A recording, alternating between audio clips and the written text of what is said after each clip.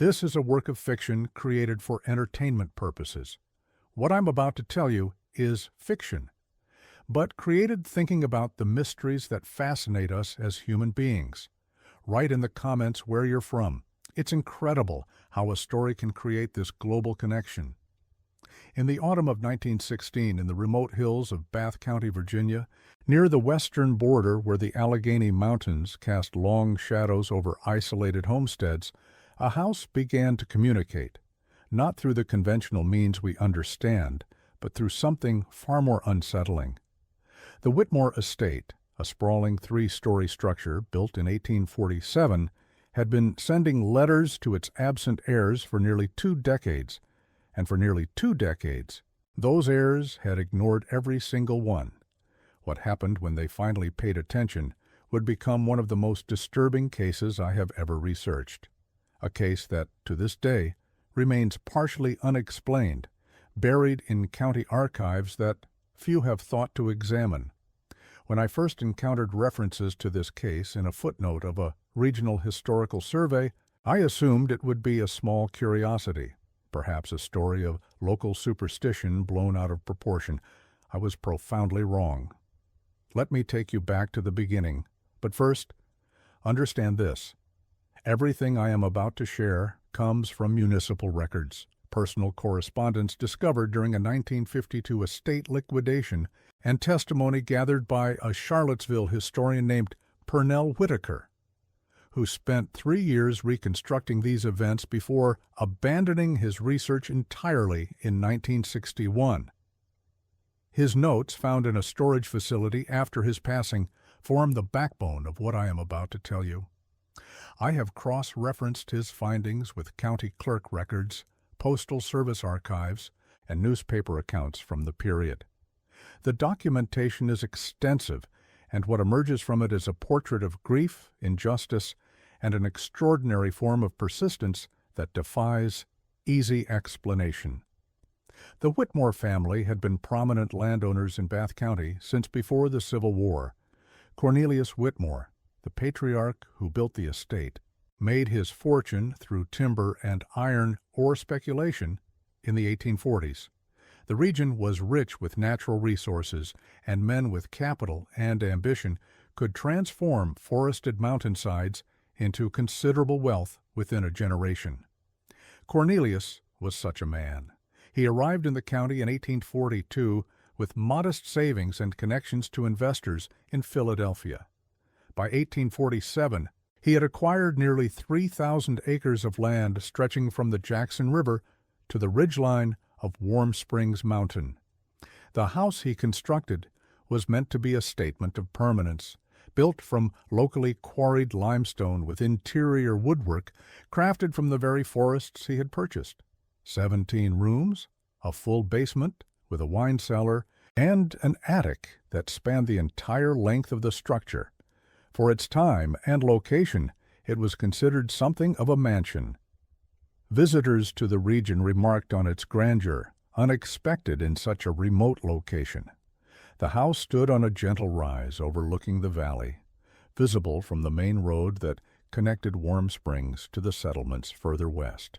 It announced Cornelius Whitmore's arrival among the landed gentry of Virginia, but there were always whispers. Even in those early years, according to scattered references in contemporary diaries and letters I was able to locate, some residents of Bath County regarded Cornelius with suspicion. He had made his money too quickly, they said. He treated his workers too harshly. There were stories of men who had gone to work at the Whitmore estate and never returned home, though these stories were always vague, always second-hand, always impossible to verify. Cornelius passed in 1878, leaving the estate to his only surviving heir, his nephew Aldric, whom he had raised since the young man was in his 20s, following the passing of Aldric's parents. Unlike his uncle, Aldric had no interest in remaining in the Virginia mountains.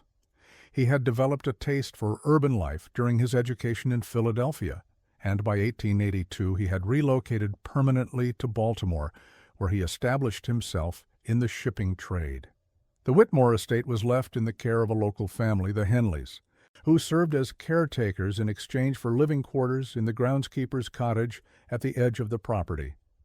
Aldric visited perhaps twice in the following decade. He married a woman named Celestine and seemed to have thoroughly forgotten about his Virginian inheritance. The house stood empty, maintained just enough to prevent complete deterioration, its windows dark, its chimneys cold. The Henleys dutifully swept the porches, cleared the gutters, and reported annually on the structure's condition, but no one lived within those walls. The 17 rooms gathered dust, the wine cellar stood empty, the attic held nothing but forgotten furniture and the nests of wasps. It was in 1897 that the first letter arrived. I have been able to establish this date with certainty through postal records that Whitaker obtained during his research. The letter, bearing a Bath County postmark, was processed through the Warm Springs Post Office on September 11, 1897, and delivered to Aldric's Baltimore residence on September 14th. According to records from the Baltimore Postal Service, a letter bearing the return address of the Whitmore estate in Bath County was delivered to Aldric's home on that date. This in itself was not unusual. Aldric occasionally received correspondence from Harland Henley, the caretaker, regarding repairs or property taxes. But this letter was different. It was not written by Harland Henley. The handwriting, according to a notation Aldric made in his personal journal, which Whitaker found during his research, was unfamiliar, cramped.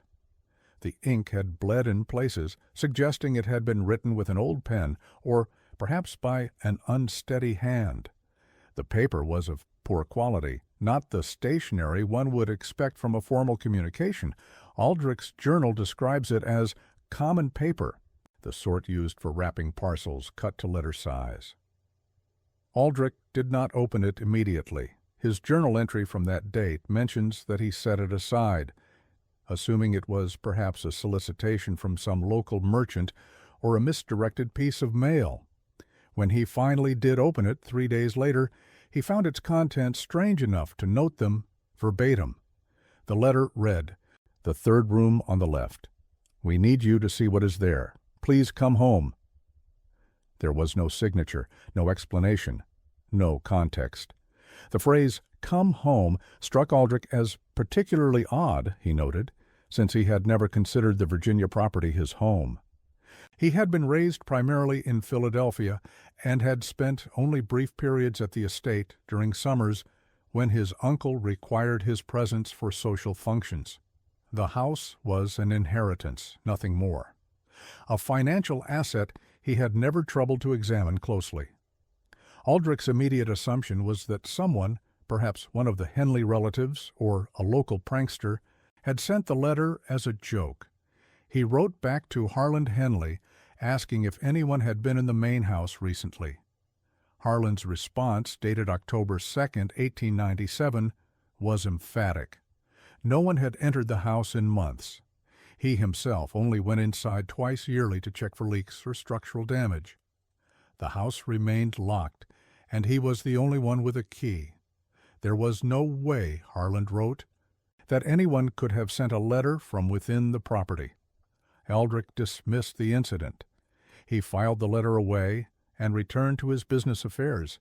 He was at that time expanding his shipping operations, acquiring new vessels, and establishing routes to South American ports. He had little energy to spare for mysteries from a property he had no intention of visiting. But the letters continued. Over the next 19 years, between 1897 and 1916, Aldric Whitmore received approximately 47 letters from the estate.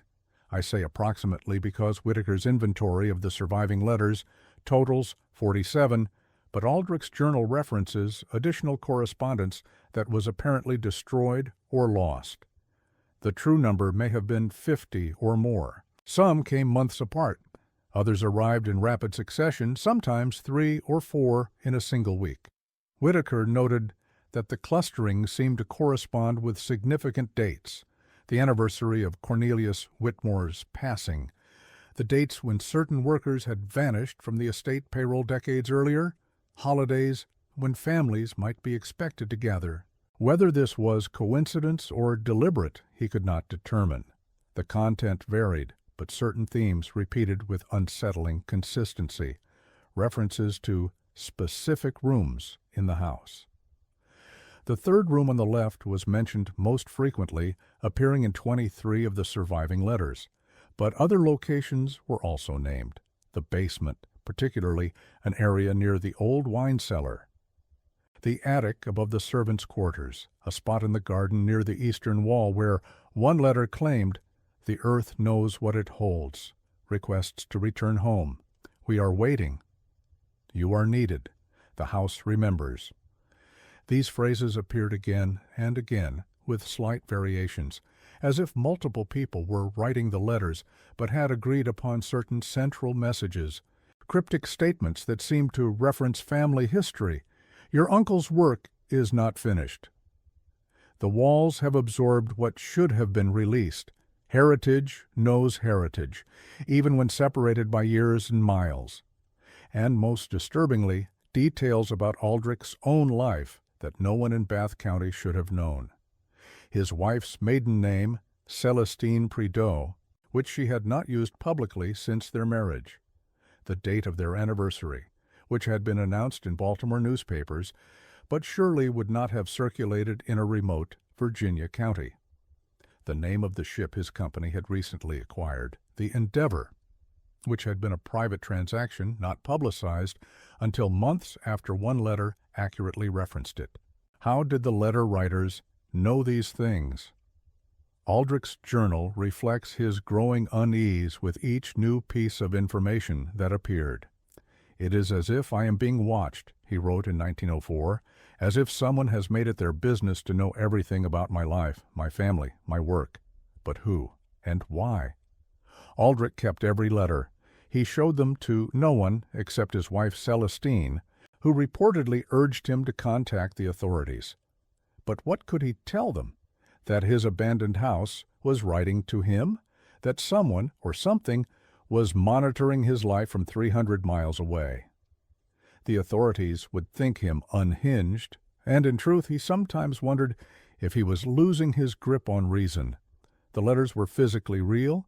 He could hold them in his hands, but their content seemed to belong to a different order of reality, one in which empty houses could communicate, and the departed could reach out to the living. He hired a private investigator in 1903, a man named Josiah Carmody, based out of Richmond, who came highly recommended by business associates who had used his services for commercial matters. Carmody agreed to travel to Bath County and investigate the source of the letters. His fee was considerable, but Aldrich was desperate. The letters had begun to affect his sleep. He dreamed of the house almost nightly, dreams in which he walked its hallways without end, searching for a door that always remained just out of reach. Carmody spent 2 weeks in the area, interviewing locals, examining the estate, and attempting to determine who might be behind the correspondence. His report, which Whitaker discovered among the estate papers and which I have examined in its original form, was inconclusive but troubling. The Henleys swore under oath that they had no knowledge of any letters being sent from the property. Harland Henley, who was by then in his late 60s and suffering from poor health, was particularly adamant. He had served the Whitmore family faithfully for over 20 years. He would never participate in such a deception, and he could not imagine who would. The house was locked. He had the only keys. No one could enter without his knowledge. The post office in Warm Springs, the nearest town, confirmed that letters bearing the Whitmore estate's return address had indeed been processed through their facility. The postal clerk, a man named Garfield Oakes, remembered seeing them, but he could not recall who had submitted them. The letters had simply appeared in the outgoing mail pile, properly stamped. Oakes assumed they had been dropped through the mail slot during hours when the office was unstaffed, as was common practice in small towns where residents kept irregular hours.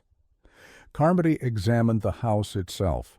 His notes describe a structure in reasonable condition given its years of neglect. Dust, yes. some water damage in the upper floors where the roof had developed leaks. But no signs of habitation, no evidence that anyone was living there secretly. The doors were locked. The windows were intact. The basement was empty except for old wine barrels and rusted tools. He did note one peculiarity. In what he identified as the third room on the left, on the second floor, he found evidence of recent activity. The dust on the floor had been disturbed. There were marks suggesting something heavy had been dragged across the wooden boards, and in the corner, beneath a loose floorboard, he discovered a tin box containing several sheets of blank paper and a dry inkwell. Someone had been writing in that room. But who? And how were they entering a locked house without leaving any trace? Carmody investigated the possibility of secret entrances. He spent 3 days examining the exterior of the house, looking for hidden doors or passages. He found nothing. He checked the basement walls for concealed openings. He probed the floor for trapdoors. Every avenue led to dead ends. His final report suggested 3 possibilities. First, that someone was entering the house with a copy of the key, perhaps made years ago and never accounted for. Second, that the Henleys were lying and were somehow complicit in the correspondence. Third, and Carmody clearly considered this the least likely, that some explanation beyond ordinary understanding was at work. Just a quick reminder, you are listening to this story on the channel The Fear Behind You. If you are hearing this from any other channel, please be aware that this video has been copied and reposted without my authorization. In that case, I kindly ask you to report it. Thank you for supporting original content. Carmody had no answers. He suggested that Aldric consider selling the property and washing his hands of the matter entirely, but Aldric refused. The estate had been in his family for 50 years. It was, he wrote in his journal, a matter of principle. He would not be driven from his inheritance by anonymous letters, no matter how unsettling their content. The letters continued. By 1910, their tone had shifted. Where once they had been merely strange, almost pleading, they now carried an undertone of something I can only describe as impatience. You cannot ignore us forever. The house grows tired of waiting. What sleeps here will wake regardless. There was a new urgency in the language, a sense that time was running out for something, though what that something might be was never specified. One letter from this period, dated March 1911, stands out in my memory. It read, in part, "We have waited 30 years. We can wait 30 more. But can you? Your uncle fled this truth. Your family built this tomb. Will you be the one to finally open it? The choice remains yours, but the truth will emerge regardless. It always does." 30 years. That would place the beginning of whatever the writers were referring to around 1881, 3 years after Cornelius Whitmore's passing, or if they meant 30 years from the first letter, 1927. The ambiguity was maddening, and Aldric's journal entries from this period reflect a man on the edge of obsession. His health began to decline, not dramatically. There was no sudden illness, no acute crisis, but he slept poorly, he lost weight. His business associates noticed that he had become distracted, prone to long silences and sudden departures from conversations. He confided to Celestine that he could not stop thinking about the house, that he dreamed of it almost every night, that in his dreams he was always standing in a long hallway, and at the end of the hallway was a door, and behind the door was something waiting for him. He never went back to Virginia, not in all those years. Some part of him, I believe, knew that if he returned, he would have to confront whatever waited in that third room, and he was not prepared for that confrontation. Perhaps no one could be. In 1914, Aldric suffered a stroke. It left him partially paralyzed and unable to speak clearly. He lingered for 2 years, increasingly bedridden, his mind apparently sharp, but his body failing. His wife Celestine and their household staff took turns caring for him, reading aloud from newspapers and books, trying to maintain some connection to the world he was leaving behind. He passed away on March 3, 1916, at the age of 67. The letters stopped for exactly 1 month. During that period, the post office in Warm Springs processed no correspondence bearing the Whitmore estate's return address.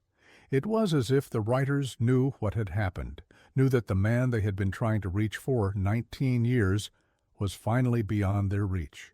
Then, on April 3, 1916, they began again, but this time they were addressed to his heirs. Morrigan Whitmore was 31 years old in 1916. She was Aldric's niece, the only surviving relative on his side of the family who had been named in his will as primary heir to the estate.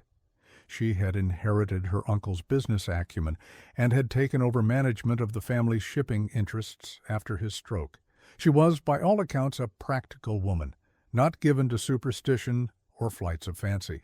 When the first letter arrived at her Baltimore residence, bearing the familiar return address of the Virginia estate, she assumed it was related to some matter of inheritance. Perhaps the Henleys needed instructions regarding the property, but when she opened it, she found the same cramped handwriting her uncle had described in his journals, which she had been reading since his passing in an attempt to understand his final years.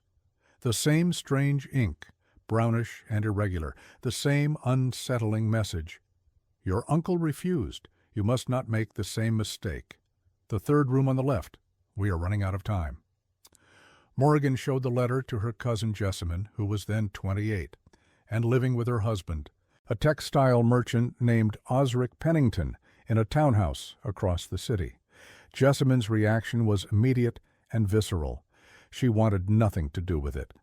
Their uncle had mentioned the letters to them years ago in one of his rambling attempts to explain his preoccupation with the estate.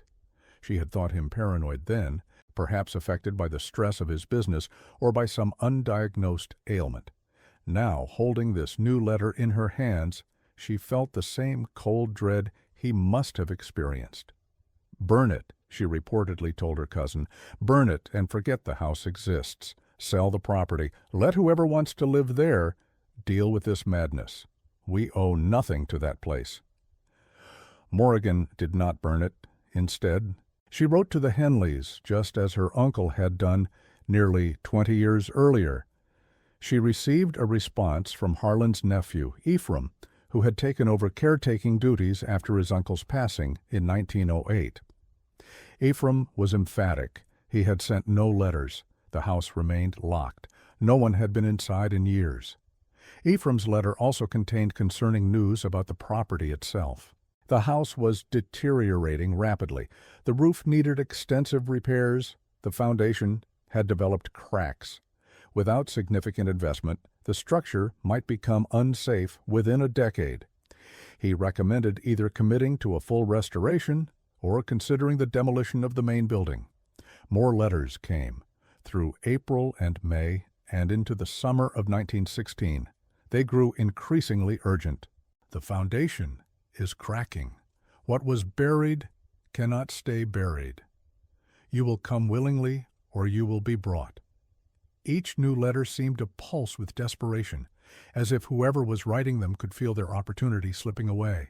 Morrigan kept them all just as her uncle had, but unlike Aldric, she also began to research the estate's history actively, digging through county records and family papers, trying to understand what might be behind this decades-long haunting by correspondence.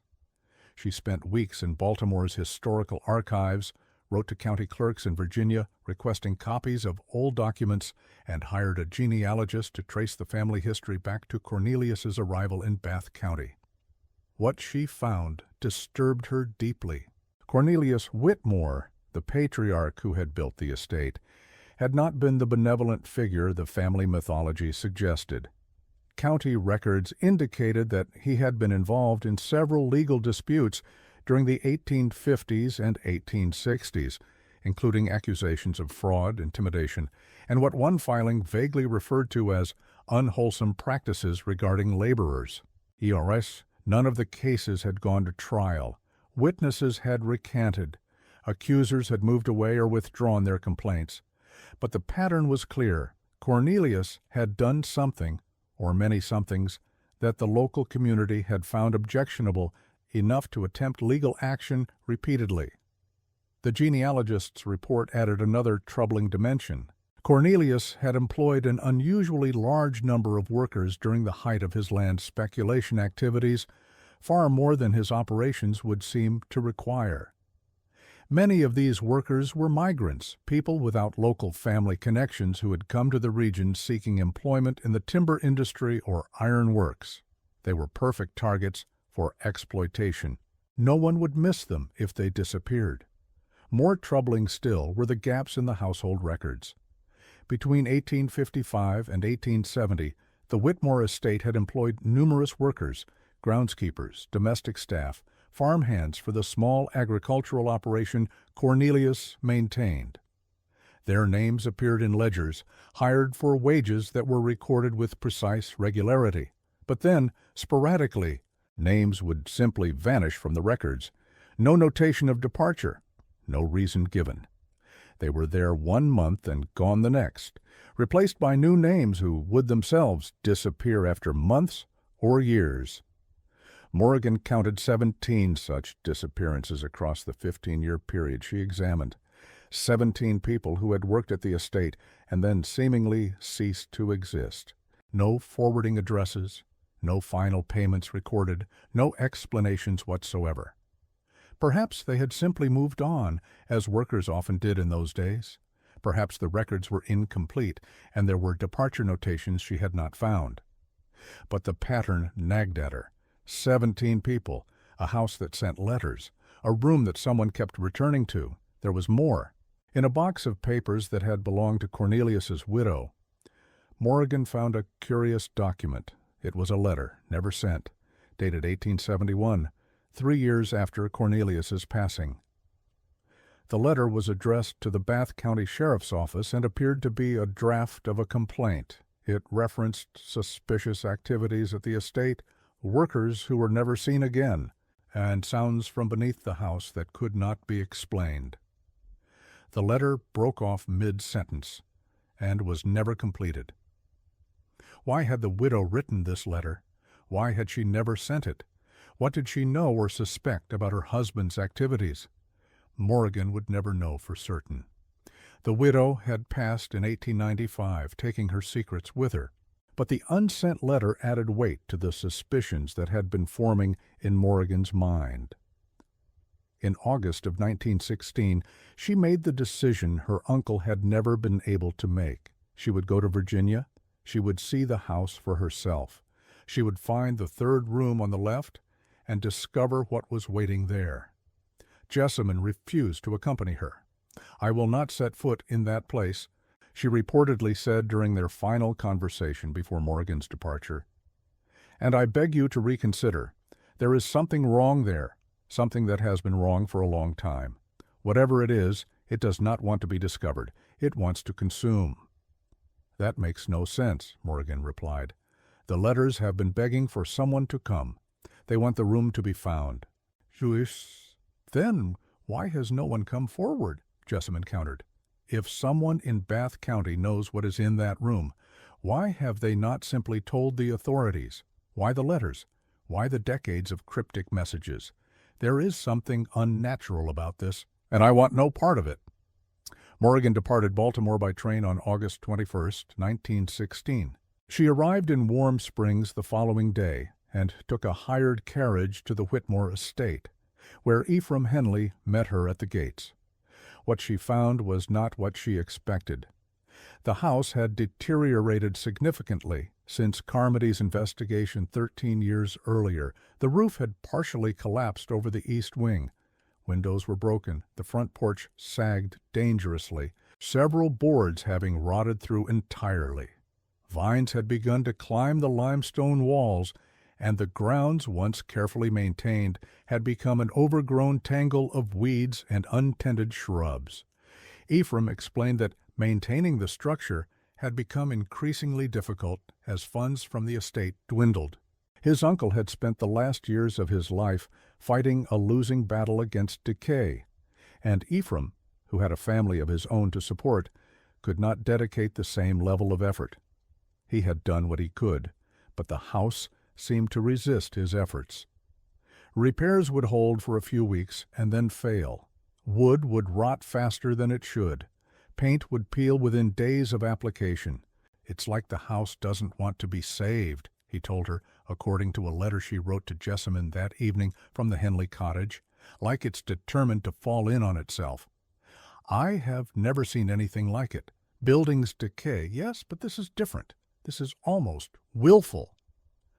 Morrigan insisted on seeing the interior. Ephraim was reluctant. He had not been inside in over 2 years, he admitted. The last time he had entered to check on water damage after a severe storm, he had experienced what he could only describe as a feeling of being watched, of hostility emanating from the walls themselves.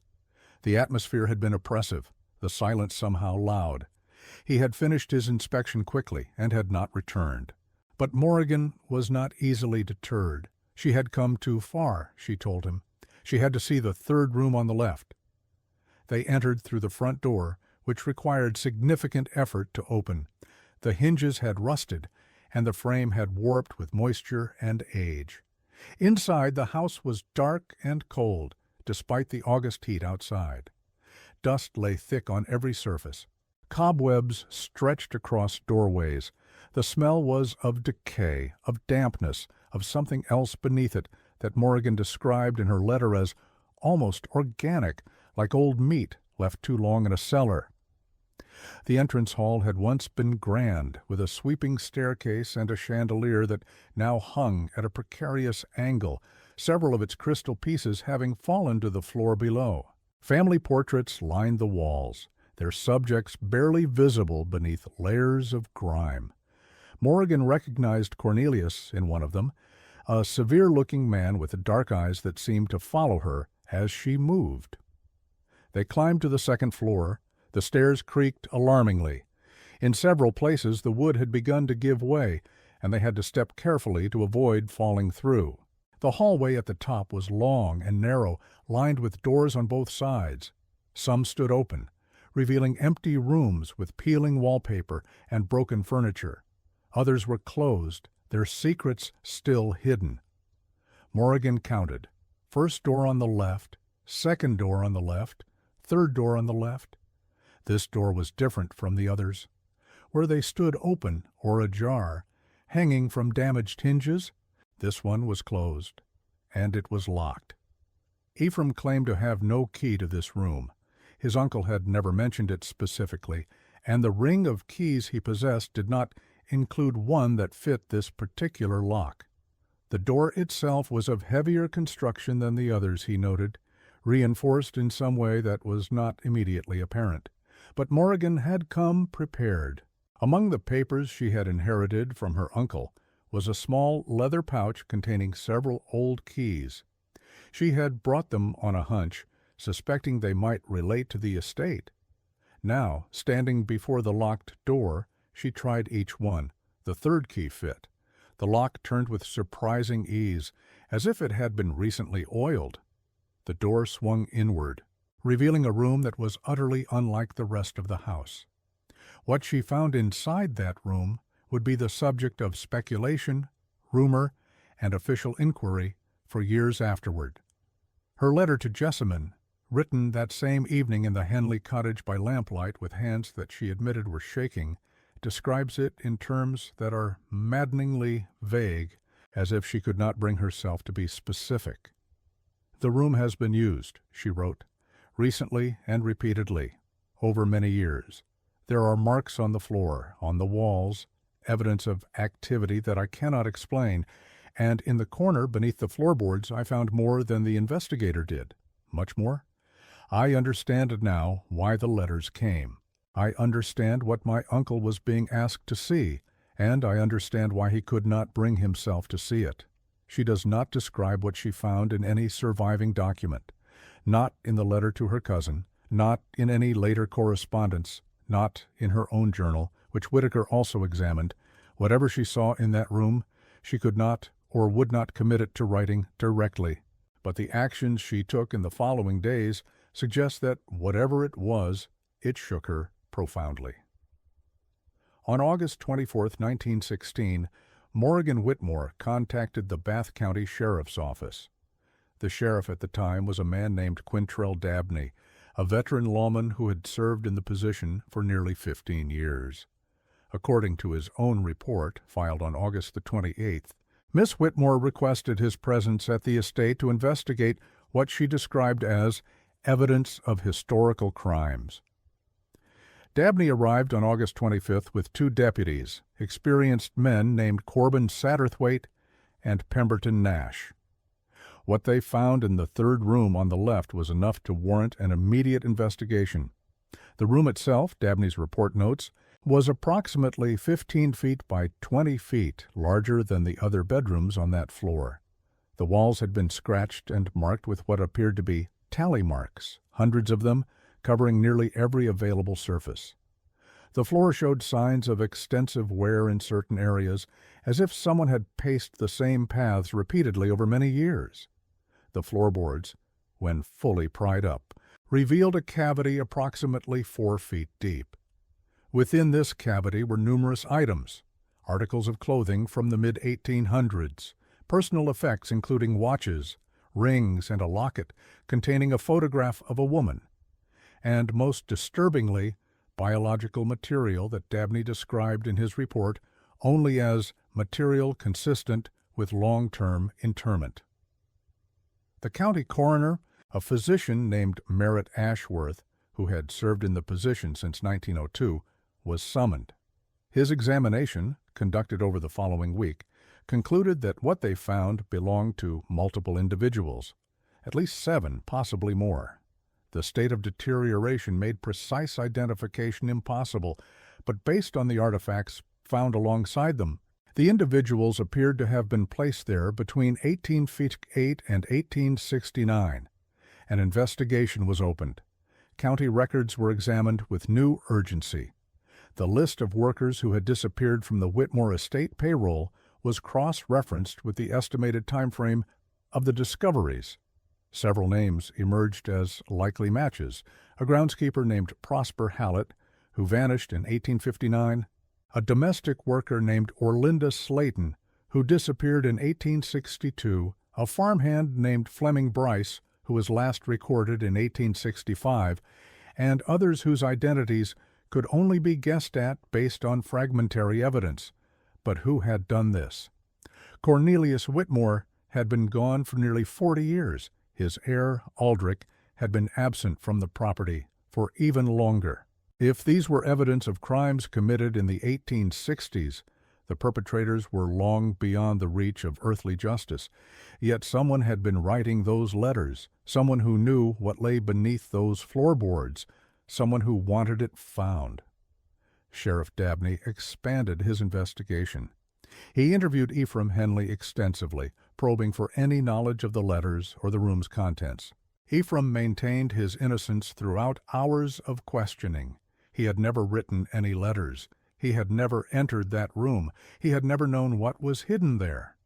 His uncle, to his knowledge, had likewise been ignorant of the room's true purpose. Dabney believed him. The handwriting on the letters which Morrigan had brought with her did not match Ephraim's, nor did it match anyone else in the immediate area who was tested. The handwriting analysis, conducted by a specialist from Richmond named Archibald Llewellyn, who had testified in numerous forgery cases, concluded that the letters had been written by multiple authors. At least 3, possibly 4 distinct hands had contributed to the correspondence over the 2 decades of its duration. 3 or 4 people writing letters from a locked house for nearly 20 years. How was that possible? The investigation continued into September. Dabney and his deputies searched the entire estate, looking for any evidence of how the letter writers had accessed the property. They examined every room, every closet, every corner of the 17-room house. What they found only deepened the mystery. In the basement, behind a wall of wine barrels that had stood undisturbed for decades, they discovered a hidden passage. The passage was narrow, barely wide enough for a person to walk through without turning sideways. It led downward beneath the foundation of the house, and then horizontally for approximately 50 feet. before opening into a small chamber approximately 10 feet by 10 feet that had been carved out of the bedrock beneath the house.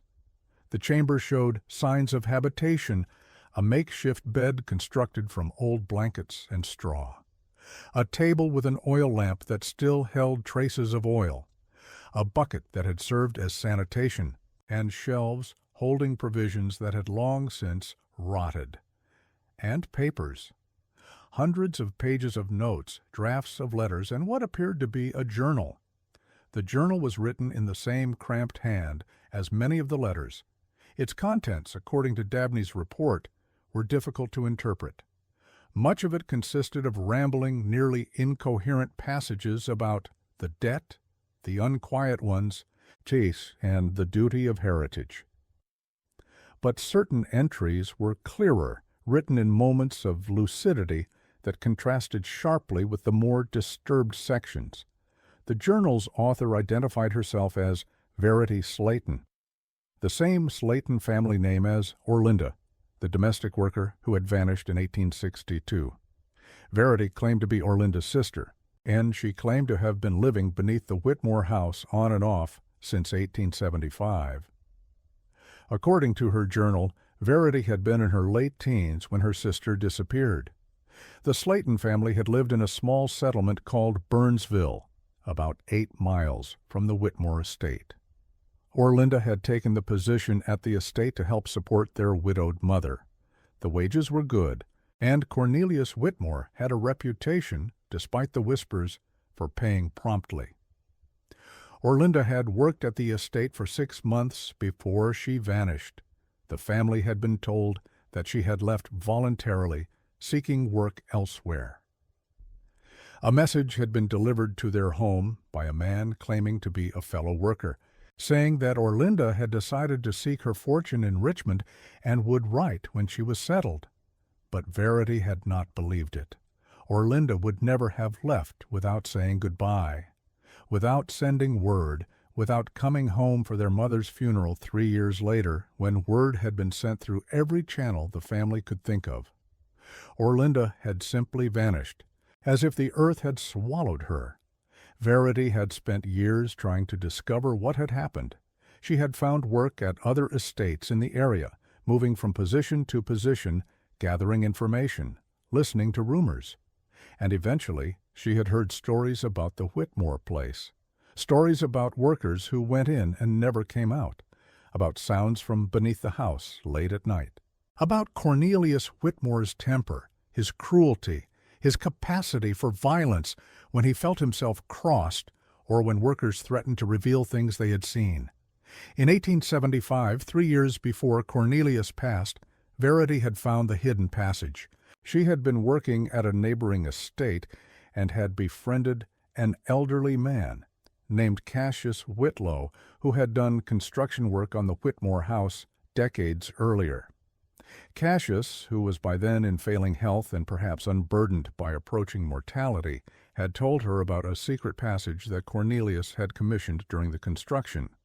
It had been built, officially, as an escape route in case of emergencies, though such emergencies had never materialized. Its true purpose, Cassius suspected, was something darker. Verity had found the entrance, concealed behind what appeared to be a solid stone wall in the basement. She had found the hidden chamber, and she had found evidence, fragmentary but damning, that confirmed her worst fears about her sister's fate. She had also found in that room above traces that led her to the floorboards. What she discovered there had broken something inside her. For 41 years, from 1875 until 1916, Verity Slayton had lived a double life. She worked at various homesteads throughout Bath County, moving from place to place, never staying long enough to raise suspicion or form attachments. But periodically, often at night, she would return to the hidden chamber beneath the Whitmore house. She would write letters to the family that had taken her sister from her. She would beg them, then demand of them, then threaten them to come and see what their patriarch had done. She was not alone. Others had joined her over the years, family members of other people who had vanished, who had heard her story and recognized echoes of their own losses. People who shared her fury at the injustice that had gone unpunished. At various times, according to her journal, there had been as many as 4 people rotating through the chamber, each contributing to the correspondence, each united by grief and a hunger for acknowledgment. The letters had been written by a shifting collective of the wronged, a conspiracy of grief that had persisted for 2 decades, all dedicated to a single goal, forcing the Whitmore heirs to confront the sins of their ancestor. But why had they not simply gone to the authorities themselves? Why the elaborate correspondence, the cryptic warnings, the decades of waiting? Verity's journal provided an answer, though it was not a satisfying one. She had tried, she wrote, in 1876. She had gone to the sheriff of the time, a man named Buford Crisp, and had told him everything she knew about her sister, about the hidden room, about what she believed Cornelius Whitmore had done. Sheriff Crisp had laughed at her. The Whitmores were a respected family. Cornelius had been a pillar of the community, a man of wealth and standing. And Verity was nobody, a domestic servant, the sister of a woman who had probably run off with some traveling salesman and was too ashamed to admit it. He had told her to stop spreading lies before she found herself in serious trouble. Verity had never trusted the authorities again. The only way to expose the truth, she came to believe, was to make the family do it themselves, to make them walk into that room, lift those floorboards, and face what their heritage had wrought. Only then would anyone believe her. Only then would justice be possible. She had waited 41 years, and finally Morrigan Whitmore had come. But Verity Slayton was not present when the discovery was made. The hidden chamber had been recently vacated when the deputies found it. The bedding was old, but showed signs of recent use. The lamp had been extinguished within the past week, based on the condition of the wick. The journal had been left deliberately, it seemed, placed prominently on the table, as if its author knew she would not be returning. Sheriff Dabney launched a search for Verity Slayton. He contacted authorities throughout Western Virginia and into West Virginia, distributing a description based on the little information available from her journal and from elderly residents who remembered the Slayton family from decades past. A woman in her late 50s or early 60s, probably thin from years of marginal living, possibly traveling with one or more companions who had shared her cause. She was never found. The search continued through the fall of 1916 and into 1917, but Verity Slayton had vanished as completely as her sister had more than 50 years earlier. Whether she had passed on, fled the region, or simply knew how to disappear, no one could determine. The investigation into the historical crimes continued, however, and uncovered more horrors. What was found in the third room was eventually linked to at least 9 individuals, all of whom had worked at the Whitmore estate during Cornelius's lifetime. The pattern of disappearances suggested that Cornelius had been eliminating workers who had witnessed something they should not have, or who had threatened to expose some secret he was desperate to protect. What that secret was, beyond the obvious criminality, was never definitively established. Some speculated that it involved financial crimes, fraud related to his land speculation that workers might have discovered. Others suggested something darker, personal depravities that could not be allowed to become public. Cornelius's widow had apparently suspected something based on the unsent letter Morrigan had found, but she had never completed her complaint, never sent it, never spoken of her suspicions to anyone whose testimony survived. The truth, whatever it was, had gone with Cornelius in 1878. But the house had not forgotten, or rather the people living beneath it had not. Morrigan Whitmore remained in Bath County for the duration of the investigation. Her letters to Jessamine during this period, which Whitaker collected and which I have studied extensively, reflect a profound change in her perspective. Where once she had been skeptical, even dismissive of the supernatural elements suggested by the letters, she now wrote of the house with something approaching reverence. It wanted justice, she wrote on September 15, 1916. All those years, that is what it wanted, not to harm us, not to curse us, but to show us what had been hidden, to force us to acknowledge what our family had done. The letters were not threats, they were pleas, and my uncle ignored them for 19 years. 19 years of pleas that he was too frightened to answer. She made a decision that surprised everyone who knew her. She would not sell the estate. She would not tear down the house. Instead, she would rebuild it. She would restore it to its former condition, not as a monument to Whitmore prosperity, but as a memorial to those who had suffered there.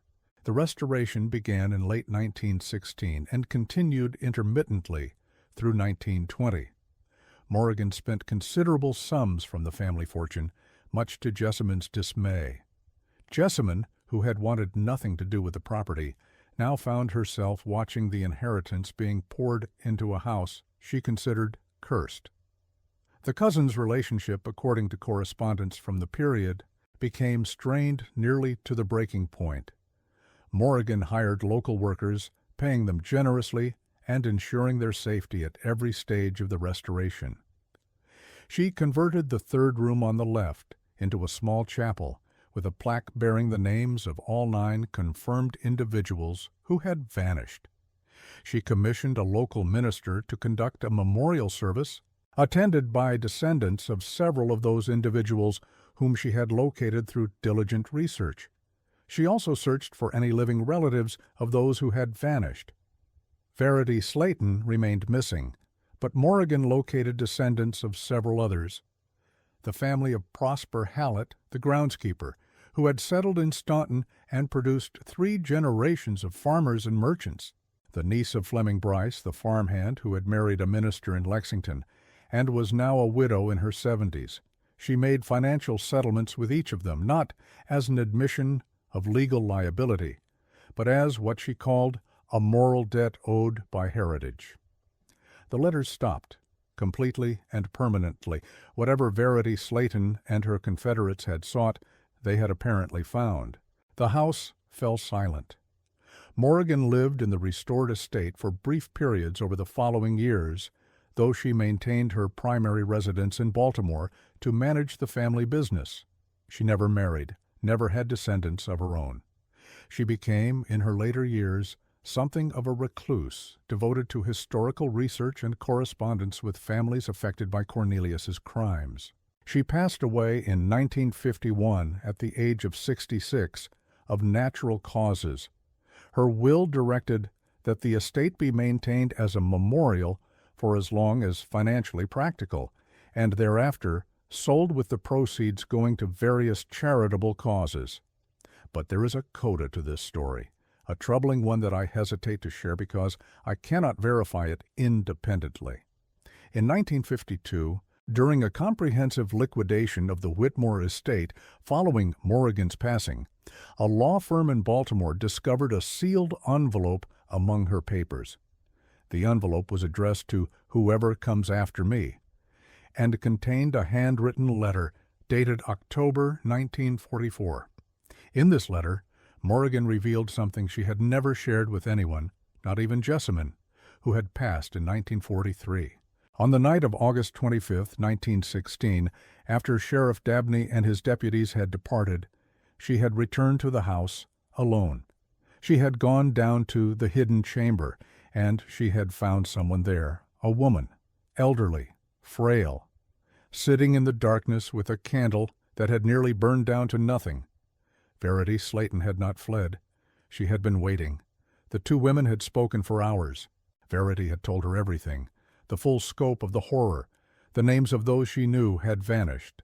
The methods Cornelius had used. The places where other evidence might yet be found, which Morrigan later discreetly investigated and found nothing further. Details that went far beyond what the official investigation would ultimately uncover. And then Verity had asked for something, a promise. She asked me to let her stay, Morrigan wrote, to let her remain in the chamber in the house for the rest of her days. She had spent 40 years living for this moment. Now that it had come, she had nothing else, no family, no home, No reason to continue. The campaign of letters had been her life's work.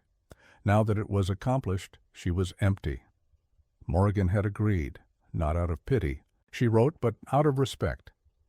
Verity had done what no one else had been willing to do. She had forced justice into the light, even if that justice could only be posthumous. She deserved, at minimum, a place to rest. Verity Slayton lived in the hidden chamber beneath the Whitmore estate until her passing in 1931, at an estimated age of 73. Morrigan visited her regularly, bringing food, supplies, and companionship. They became, in Morrigan's words, something like friends, though friendship seems too small a word for what binds two people through such darkness. When Verity passed, Morrigan buried her in the family cemetery on the estate grounds, not as a criminal or a trespasser, but as a full member of the household. Her grave marker, which reportedly still stands, reads only, "V. S. faithful to the end." The 1952 law firm, uncertain how to interpret this confession, forwarded the letter to the Bath County Historical Society, which subsequently passed it to Pernell Whitaker, the historian who would spend years researching the case. Whitaker's notes indicate that he verified as much of the story as he could, finding corroborating evidence in municipal records, newspaper archives, and interviews with elderly locals who remembered whispers about the Whitmore place. He also visited the estate, which by then had fallen into disrepair again following Morrigan's passing. The chapel she had built in the third room was still intact. So was the grave marker in the cemetery. But the hidden chamber had collapsed, its entrance buried under tons of rubble from structural failures that had occurred during the years since Verity's passing. Whitaker's research ended abruptly in 1961. His notes do not explain why. The final entry in his files, dated September 1961, contains a single sentence that has haunted me since I first read it. The letters have started again. I could not verify this claim. Whitaker's papers passed to his family after his passing in 1967, and they subsequently donated them to the storage facility, where they were eventually discovered in 1958 when I conducted my initial research.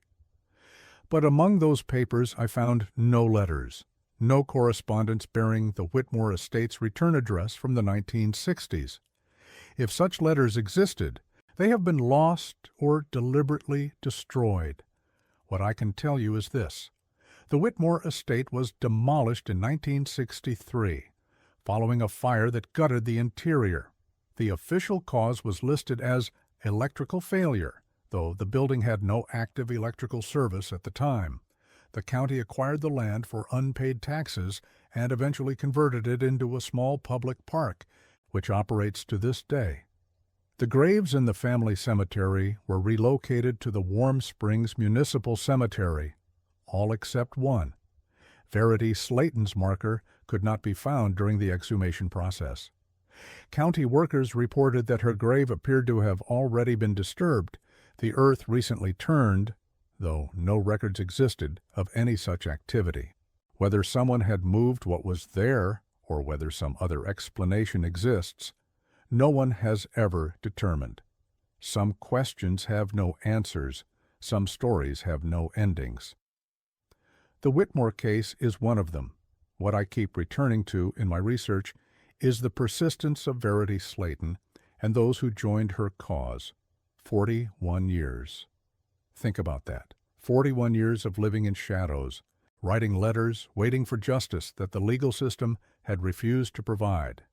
41 years of patience, of dedication, of unrelenting focus on a single goal. We often think of justice as something immediate. A crime is committed, an investigation follows, a trial is held, a verdict is rendered. But for 9 people who disappeared into that house in the 1860s, there was no investigation, no trial, no verdict. They simply vanished, absorbed into the silence of a powerful man's secrets. It took decades for the truth to emerge. It took a woman willing to sacrifice her entire life to ensure it did. And in the end, the revelation came not because the system worked, but because one persistent voice refused to be silenced. The house did write back, not literally, not supernaturally, but through the hands of those who remembered what had been lost there, through ink and paper and decades of refusal to forget. Is that haunting? Perhaps. Perhaps those who are gone do speak, not through apparitions or curses, but through the living who carry their memory forward. Perhaps the walls do remember, not through some mystical property of stone and wood, but through the human beings who witness what happens within them and refuse to let it be erased.